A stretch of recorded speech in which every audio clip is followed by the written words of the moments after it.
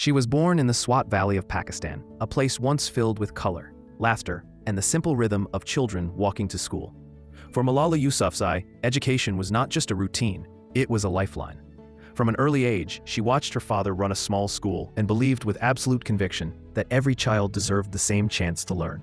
Then the world around her changed. Extremists moved in, silencing music, shutting down schools, especially those for girls.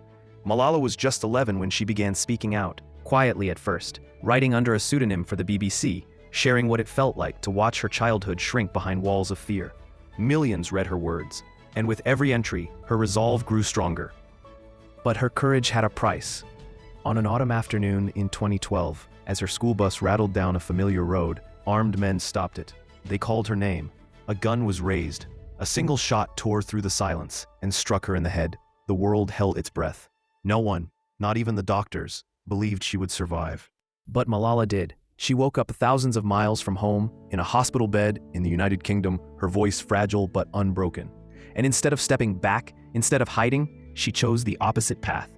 She decided that if they had tried to silence her, then her answer would be to speak louder. She co-founded the Malala Fund, pushing global leaders to invest in education for girls in the world's toughest regions.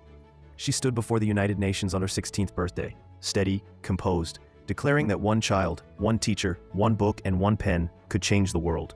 In 2014, she became the youngest Nobel Peace Prize laureate in history. Today, Malala continues to challenge presidents, prime ministers, and power structures. Her advocacy has opened school doors for countless girls, and her story has become a benchmark for resilience.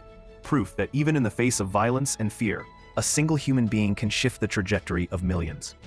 Her life is not a tale of tragedy, but of defiance, of a young woman who turned an attempt to silence her into a global movement for hope.